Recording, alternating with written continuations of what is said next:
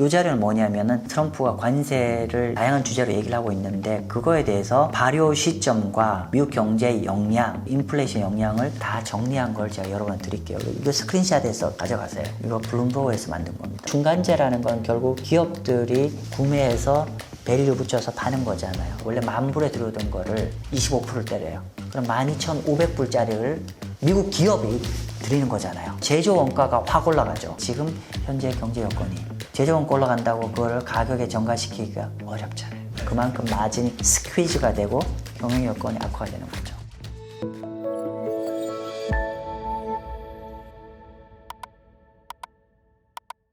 마경환입니다. 요즘 많이 대내적, 대외적으로 좀 많이 힘들죠. 뭐 대내적으로는 이제 산불도 심하게 나오고 있는데 여담인데 제 고향이 의성이에요. 그래서 개인적으로 약간 많이 좀 심란한 상황이고 대외적 환경으로는 도널드 트럼프가 여러 가지 얘기들을 하고 있죠. 특히나 관세가 우리가 직접적인 영향이 있는 것 같아서 오늘은 이제 관세 얘기 좀 해보도록 하겠습니다. 특히나 오늘 촬영일자 기준으로 미국 자동차 관세 25%를 4월 1일부터 시행하겠다고 발표를 했습니다. 주가 좀 내렸지만은 이런 것들을 우리가 거시경제 관점에서 어떻게 바라봐야 될지 단순하게 주가가 올라가고 내려가고가 아니라 매크로 관점에서 어떤 영향을 주는 건지를 자동차 관세를 포함해서 한번 얘기를 좀 나눠보고자 합니다.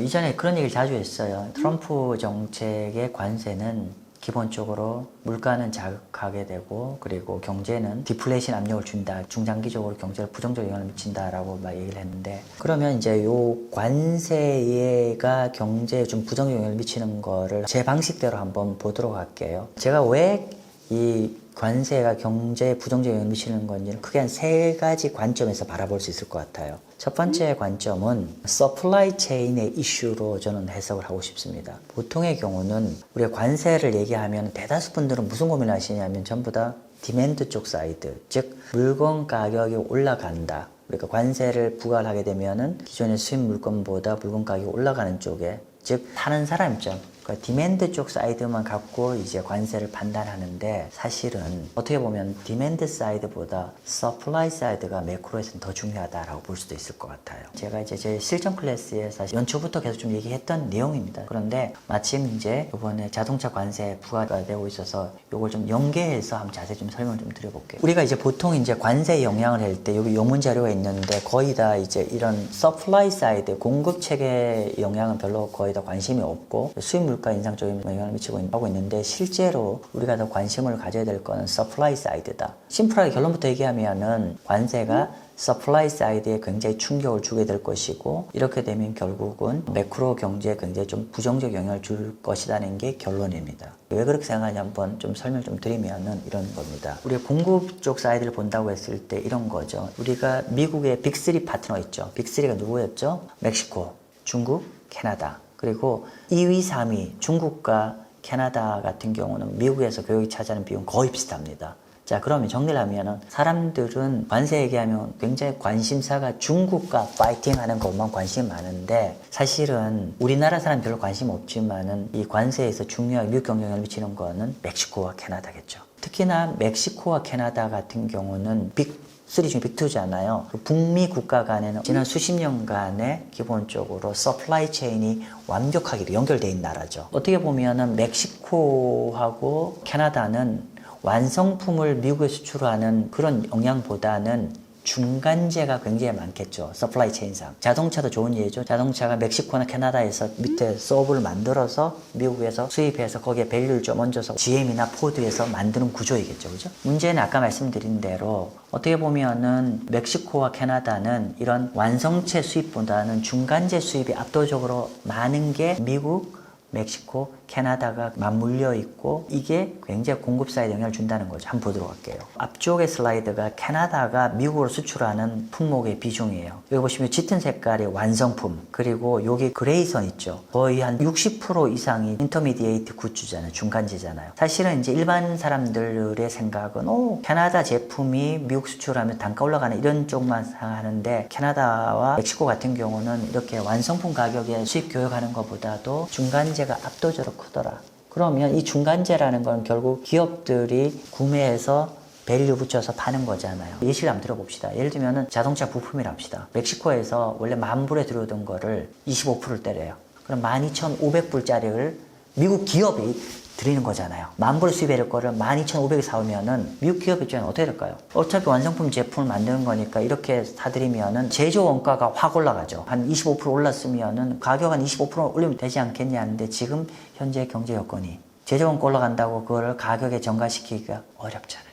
가격에 전가시키기 어려운 상황이면 결국은 미국의 제조 자동차 업체가 그만큼 마진이 스퀴즈가 되고 경영 여건이 악화가 되는 거죠. 이게 서플라이 체인인 거죠. 말 그대로. 사실 물가만 보면은 그렇게 경제에 부정적이지 않을 것 같지만은 사실은 미국 입장에서 서플라이 체인이 굉장히 영향을 준다는 거에 우리는 굉장히 주목을 하셔야 되고 그게 경제 충격 격보다 더 클 거다라고 보셔야 되죠. 저희 채널에서 나온 자료입니다. 이 자료는 뭐냐면은 트럼프가 관세를 다양한 주제로 얘기를 하고 있는데 그거에 대해서 발효 시점과 미국 경제의 영향 그리고 인플레이션 영향을 다 정리한 걸 제가 여러분한테 드릴게요. 이거 스크린샷에서 가져가세요. 이거 참고로 그럼 누가 만든 거니? 이거 블룸버그에서 만든 겁니다. 관세 이슈들별로 해서 발효일자, 관세율, 대상되는 규모, 관세 환율의 영향 이런 걸 다 정리해놓은 건데 자, 그 중에 철강과 알루미늄 있죠.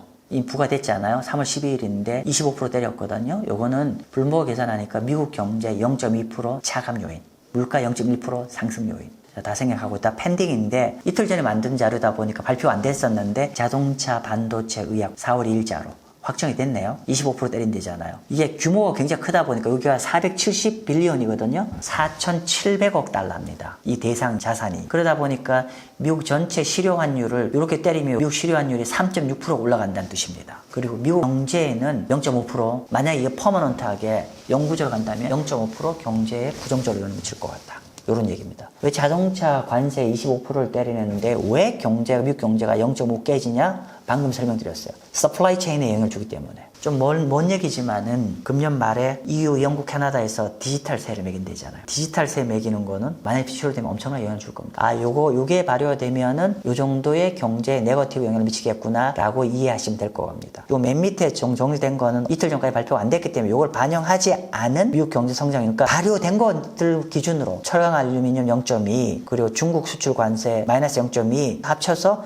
0.44 정도의 경제 부정적 요인이라고 했는데 여기에 철강까지 가면은 거의 1% 육박하게 경제 부정적 영향이 되겠죠. 자동차가 4월 2일에 관세된다는데 한번 볼게요. 누가 타겟일까? 미국으로 수출한 자동차 기준으로 한번 볼게요. 넘버 1 멕시코네요. 78빌리언. 압도적 1위죠. 2번 39빌리언. 그 다음에 한국이 3위네요. 36빌리언. 중요한 거는 우리 한국의 영향이 아니라 미국의 영향이잖아요. 미국 경제에. 근데 멕시코가 압도적으로 많지 않아요. 그럼 아까 제가 말씀드렸던 그거 이 영문자를 한번 잠시 보도록 할게요. 지금 이제 관세 자동차 25% 관세를 부과하는 목적은 미국의 제조 부문과 고용을 정지시키기 위해서 해외 자동차에 대해서 쫙 관세 25%를 때리는 건데 이렇게 되다 보니까 멕시코에 미국 자동차 업체가 엄청나게 생산 시설을 거기에 두고 있나 봐요. 얘들이 즉각적으로 영향을 받게 생겼다. 애널리스트 분석가들에 의하면은 이런 자동차 신규 관세는 미국의 신차 가격을 몇천 달러를 인상 요인을 만들 것 같다. 그러면서 최근에 스터디에 의하니까 타겟이 되는 게 어디냐면은 캐나다, 멕시코, 중국이래요.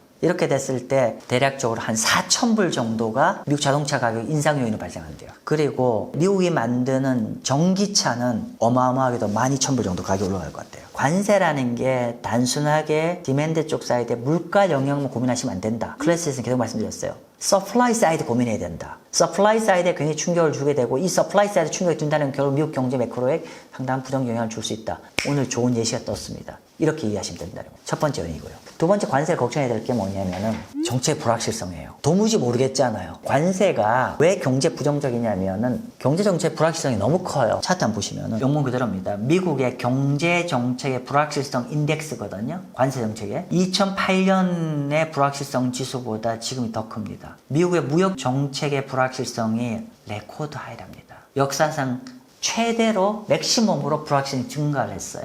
그럼 그게 뭔 상관이에요, 경제하고? 경제 굉장히 상관있습니다. 여러분이 사업하신다 가정하시면 아주 심플합니다. 공장을 해요. 한 100억 정도 공장 증설을 하려고 준비를 하고 있었어요. 그런데 정책이 어떻게 할지 모르겠어요. 너무 불확실했어. 그럼 여러분이 100억 정도의 사장님이신데 어떻게 하시겠어요? 이렇게 불확실하면은 일단은 야 기다려봐. 투자 안 하고 기다릴 거잖아요. 투자가 이루어져야 될 설비 투자가 이루어져야 할 때 투자를 하지 않으면은 설비 투자가 감소하게 되면 결국은 고용도 감소하게 되는 거예요. 당연히 이렇게 고용이 감소를 하게 되면은 경제에 부정적입니다. 민간 설비 투자가 감소하잖아요. 단순한 제 얘기일까요? 그렇지 않아요. 최근에 IMF에서 트럼프 관세 정책이 세계 경제 정책에 어떻게 부정적 영향을 미치는지를 계산해 놨어요. 이거는 미국 GDP에, 요거는 유로 GDP에, 여기는 어디죠? 차이나, 월드 모두 다 영향을 미치게 된 일정 부분 경제에 부정적 영향을 미친다고 했고, 여기에다가 파란색 있죠. 이건 뭐냐면은 지금처럼 경제 불확실성이 커지면은 이 정도까지 더 밀린다는 얘기입니다. 이건 아주 클리어합니다. 불확실성이 커지면요 경제 부정적입니다. 특히나 사업하시는 분들한테 투자를 안 하잖아요. 아까 말씀드렸지만 이게 제 얘기가 아니라 IMF에서 계속 추산한 겁니다. 무역 정책의 불확실성이 커지면 커질수록 경제는 부정적이다. 잊지 마십시오.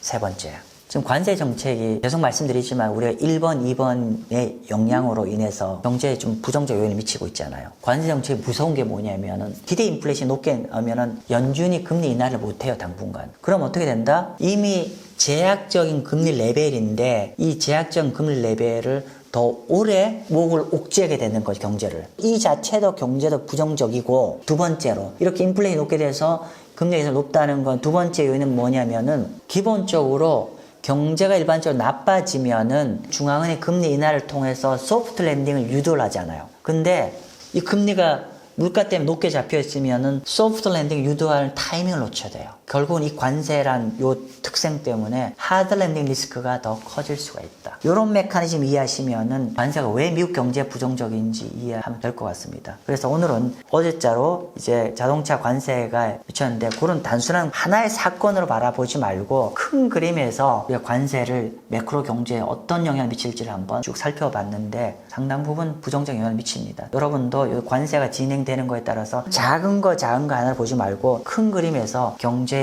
어떤 영향을 미치는지를 좀 고민해 주셨으면 좋겠습니다. 그런 이해에 도움이 되셨으면 좋겠습니다. 네, 감사합니다.